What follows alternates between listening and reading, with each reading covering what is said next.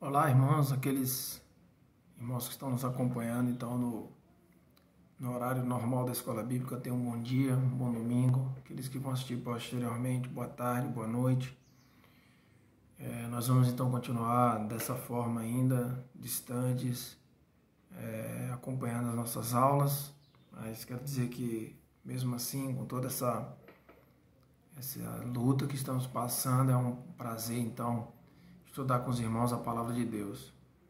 Nós, na lição de hoje, vamos ver a lição de número 6, que tem como título Cristo, o grande sumo sacerdote.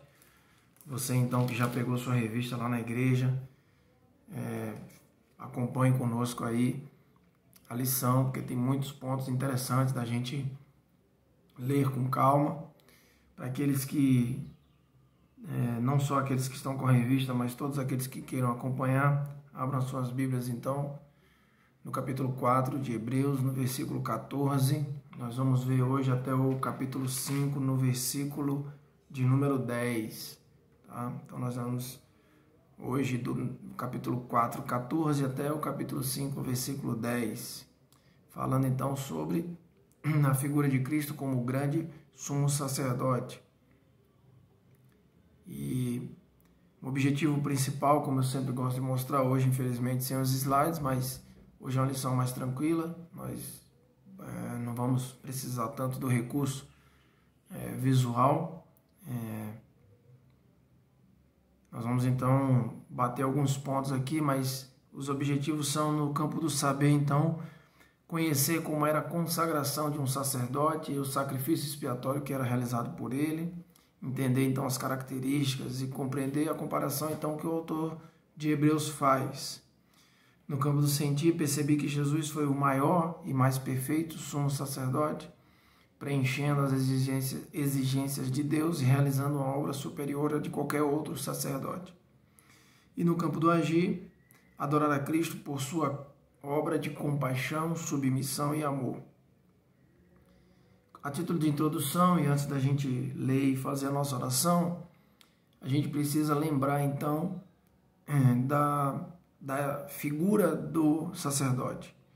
O sacerdote no Antigo Testamento era aquele indivíduo responsável por levar então as ofertas do povo, representar o povo, representar as tribos de Israel na presença de Deus.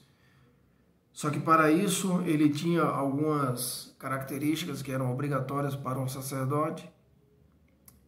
E talvez a principal delas, se é que a gente pode levantar uma principal, mas era que ele não podia ter pecados. Qualquer sacerdote que entrasse na presença de Deus para representar o povo e tivesse algum pecado, de imediato era morto, e Deus não aceitava então aquela representação do povo.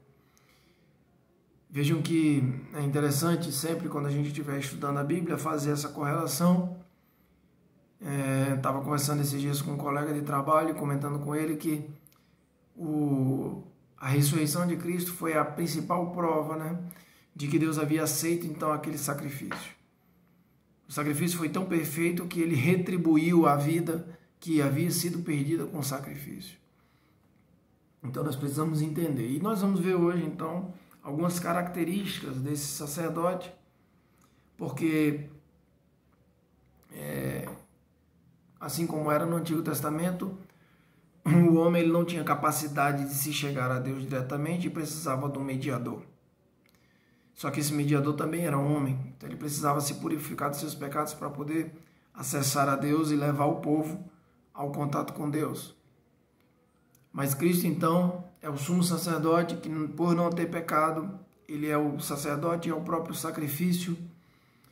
E então ele representa toda a humanidade, e agora nós temos acesso direto ao sacerdote que rasga o véu. Então nós temos até acesso direto ao Pai. Isso é bastante importante, interessante e importante de nós entendermos. Então para isso a gente precisa realmente, eu queria que você em casa, depois, a lição de hoje, o autor da revista sugere que seja feita uma representação de como era o sacrifício, a entrada do sacerdócio antigamente, mas você em casa pode pesquisar aí desde do capítulo 28 de Êxodo, então Êxodo 28 até Êxodo 29, e poder então entender como é que era esse sacrifício, sabendo de como esse sacerdote então acessava a Deus e levava, representava o povo. Então o autor de Hebreus vai fazer então algumas afirmações sobre o sacerdote, que ele é um sacerdote vitorioso, é um sacerdote compassivo, é um sacerdote submisso e é um sacerdote efetivo. E são essas 4 características que nós vamos estudar no dia de hoje.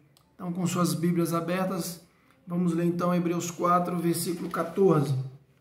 Diz assim na minha versão: Tendo, pois, a Jesus, o Filho de Deus, como grande sumo sacerdote que penetrou os céus, conservemos firmes a nossa confissão, porque não temos sumo sacerdote que não possa compadecer-se das nossas fraquezas. Antes, foi ele tentado em todas as coisas, a nossa semelhança, mas sem pecado.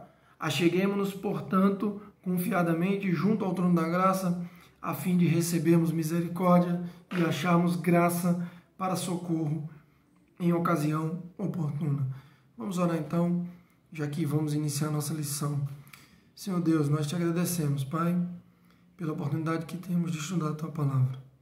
Te agradecemos por aqueles que se disponibilizam, Pai, mesmo nas situações atuais, de guardar um tempo, reservar um tempo, para poder estudar tudo aquilo que o Senhor deixou para a humanidade dentro das Escrituras. Te agradecemos a Tua misericórdia de ter permitido isso chegar até nós. Te agradecemos àqueles que têm se esforçado para que as aulas não se interrompam e que possa, através dos meios virtuais, toda a igreja acessar então os estudos. Te agradecemos pela vida deles, porque só através deles isso é possível. Te agradecemos então por essa aula e te pedimos que o Senhor oriente então toda a nossa reflexão, para que nada de conhecimento humano possa vir a influenciar no conhecimento que o Senhor desejou que nós tivéssemos de tudo aquilo que aqui está escrito. É a nossa oração em nome de Jesus. Amém. Pois bem, nesse primeiro ponto, então, do capítulo 4, versículos 14 e 15, nós podemos perceber, então, o quanto Jesus é grande em relação aos outros sacerdotes. O versículo 14 vai dizer que porque, tendo, pois, a Jesus como o grande sumo sacerdote que penetrou os céus, nenhum outro sacerdote entrou nos céus. Ele entrava no Santo dos Santos representando aquilo que Jesus faria no futuro. Mas só ele, apenas ele, e por isso depois dele o véu se rasgou, só ele foi o grande sacerdote vitorioso que entra nesse Santo dos Santos perfeito. Apesar da natureza divina de Jesus, ele era um sacerdote humano. O texto vai dizer que não temos sumo sacerdote que não possa compadecer-se das nossas fraquezas, antes foi ele tentado em todas as coisas. Apesar da natureza divina de Jesus, ele passou por provações, assim como nós passamos, então ratificando, dando certeza a todo aquele processo que haveria de passar. Uma outra fala que vai ter no versículo 14 ainda é que ele é divino, filho de Deus, ou seja, somente um sacerdote de uma linhagem perfeita seria o sumo sacerdote, e a gente então não pode se apegar então aos sacerdotes do Antigo Testamento que faziam o sacrifício, porque o próprio Filho de Deus esteve na terra como sumo sacerdote. Um segundo ponto então que a gente precisa parar e pensar vai já no capítulo 5. O capítulo 5 diz: porque todo sumo sacerdote, tendo tomado dentre os homens, é constituído nas coisas concernentes a Deus, a favor dos homens, para oferecer tantos dons como sacrifício pelos pecados. E é capaz de condoer-se dos ignorantes e dos que erram, pois também ele mesmo está rodeado de fraquezas. e por essa razão deve oferecer sacrifício pelos pecados, tanto do povo como de si mesmo. Versículo 4, ninguém, pois, toma essa honra para si mesmo, senão quando chamado por Deus, como aconteceu com Arão. Eu queria parar por aqui porque esse sumo sacerdote compassivo, então, é aquele sumo sacerdote, primeiro, como diz o versículo 4, chamado pelo próprio Deus. Ninguém pode ser sumo sacerdote porque deseja ser, ninguém toma essa honra para si mesmo, mas é chamado por Deus para cumprir essa missão. Esse sumo sacerdote, então, tendo conhecimento da natureza humana, vai entender as características do ser humano e vai, então, ser compassivo, vai ter compaixão por aqueles fracos que são, por vezes, ignorantes ou, por vezes, erram. Então, os fracos e ignorantes, esse sumo sacerdote se compadece deles. Um outro ponto importante é que esse sumo sacerdote humano tem consciência dos seus próprios pecados. Jesus, então, como sumo sacerdote perfeito, não cometeu nenhum pecado, mas tinha consciência, então, dos seus pecados. Um terceiro ponto, então, interessante da gente parar, e aí já entramos, então, no versículo 7 e versículo 8, que vai falar, então, sobre o sacerdote, então, submisso. Veja o que diz o versículo 7. Ele, Jesus, nos dias da sua carne, tendo oferecido com forte clamor e lágrimas, orações e súplicas a quem o podia livrar da morte, e tendo ouvido, por causa da sua piedade, embora sendo filho, aprendeu a obediência pelas coisas que sofreu. Um sacerdote submisso, então, só vai ser submisso quando entender a sua dependência de Deus. Nesse ponto, então, o autor de Hebreus volta ao trecho que está representado em Lucas 22, quando Jesus, então, ele sente perfeitamente a dor de ser humano, a dor de estar no Getsêmani, rodeado de fraquezas, de medo, de temor por aquilo que haveria de passar, lembrando sempre que ao mesmo tempo ele tinha confiança, então, no Deus que o tinha mandado para essa grande comissão. Um outro ponto, então, é a reverência desse sacerdote a Deus. Veja que, por causa da sua piedade, vai falar, então, no versículo 7, ali no finalzinho, por causa da sua piedade, embora sendo filho, aprendeu a obediência pelas coisas. Então, esse sacerdote, ele vai ter temor a Deus. Jesus, então, ele ora nessa parte de Lucas 22, né, no Getsêmani, com reverência e submissão a Deus, sabendo do que ele haveria de passar, sofrendo por aquilo que ele haveria de passar, mas tendo consciência, então, sendo reverente a Deus. E como diz no versículo 8, embora sendo filho, aprendeu a obediência. Então, esse sacerdote perfeito, ele era obediente a Deus. Leiam, então, Isaías 53, quando ele, sabendo do sofrimento, ele ainda assim vai como ovelha ao matadouro, sabendo do que haveria de passar. Essa palavra obediência, nós vamos voltar daqui a pouco nela, porque não existe outra forma de você demonstrar, então, submissão a Deus, reverência a Deus, que não seja obedecendo. Tantas as vezes que nós colocamos, então, nossos problemas e nossas dúvidas diante de Deus, e logo depois nós pegamos de volta, né, para que soframos de novo com essas dúvidas. Se a gente podia, então, ter deixado na mão do próprio Deus as nossas angústias, né? A revista sempre traz, vocês que sempre estão conosco, então estudando, vão lembrar que a revista traz algumas aplicações, algumas reflexões para o nosso dia a dia. E nesse ponto ela vai perguntar se nós, na condição de filho de Deus, quais têm sido as nossas experiências de submissão no que diz respeito à dependência, reverência e obediência a Deus. Veja, a obediência, ela é consequência da dependência e da reverência. Quando eu dependo desse Deus, quando eu tenho reverência por esse Deus, eu obedeço a esse Deus, porque eu sei o quanto que Ele é grande e o quanto que Ele determina as coisas pelas quais eu devo passar. Então eu obedeço. Um outro ponto interessante, então, e a última característica, é a característica do sacerdote efetivo.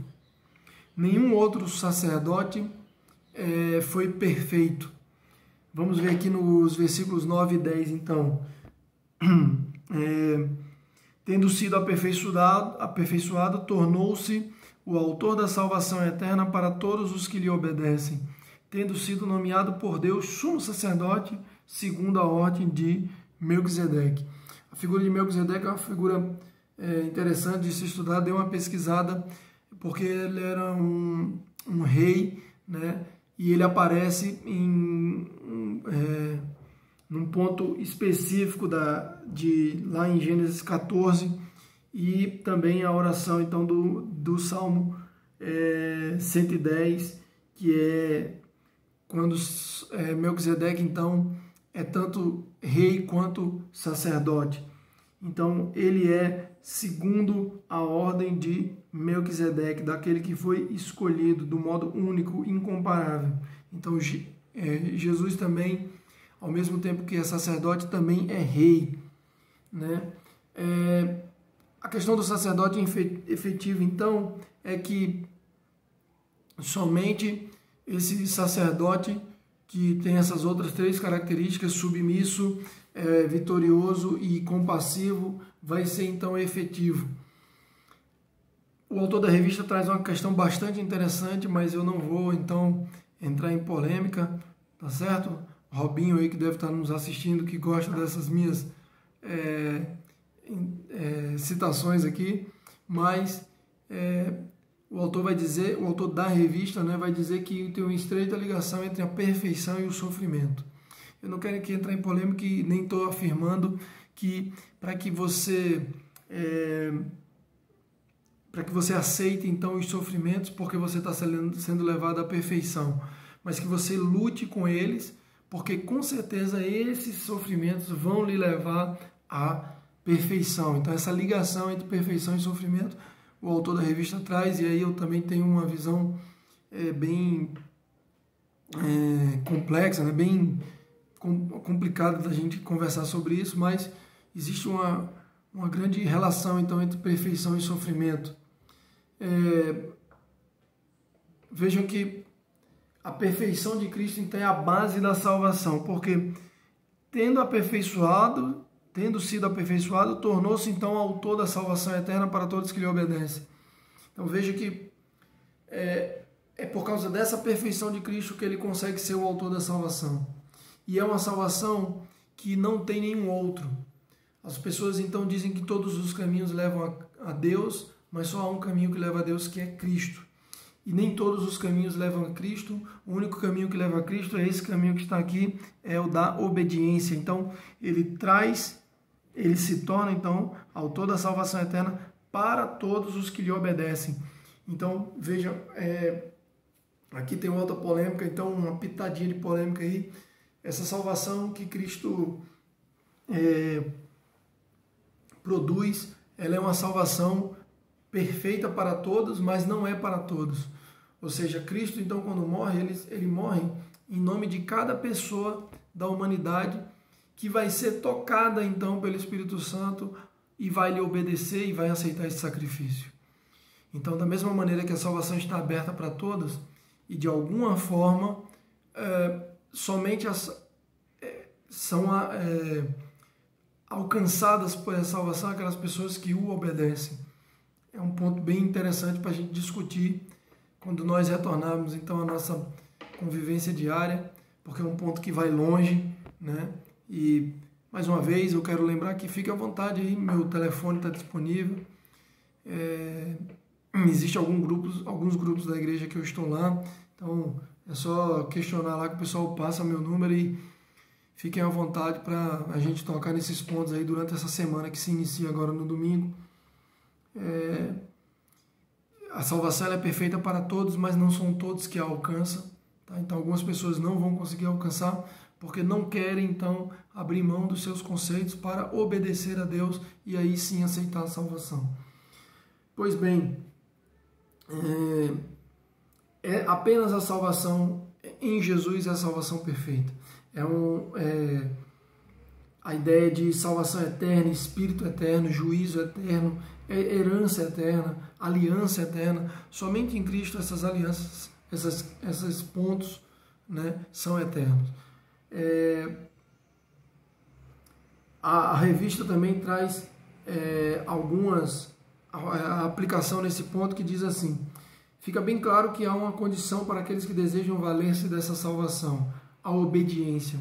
Nesse sentido, a salvação envolve uma aceitação completa da vontade divina. Ou seja, eu só complemento a salvação se é que isso depende dos homens, alguma coisa depende do homem, não é isso que eu estou falando, mas ela se completa em mim quando eu obedeço a esse Deus. Tá bem? Para concluir então, queridos, é uma aula bem breve, uma aula bem rápida, né? Mas para concluirmos, podemos voltar então a Hebreus 4,16, que vai dizer, tendo em vista esse sacerdote perfeito, acheguemo-nos, portanto, confiadamente junto ao trono da graça, a fim de recebermos misericórdia e acharmos graça para socorro em ocasião oportuna. Queridos, esse Deus, esse Jesus que é o sacerdote perfeito, é o único então que nos permite chegarmos ao trono da graça. Somente através dele chegamos então ao trono da graça.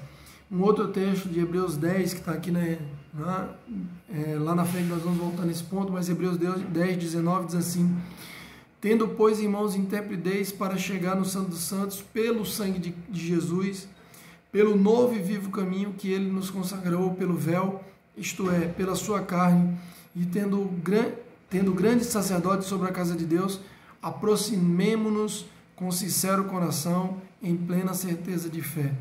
Que Deus então nos abençoe. Queria deixar então um abraço especial aqui ao Tiago, que aniversariou essa semana, Tiago Feijó. Um abraço, tá bom? Deus te abençoe e que Deus abençoe os irmãos nesse período e se cuidem, mantenham então as ordens que foram organizadas pelos governantes. E vamos em frente, vamos passar por tudo isso, vai ter um fim e estaremos juntos mais uma vez. Um forte abraço a todos, Deus abençoe em nome de Jesus.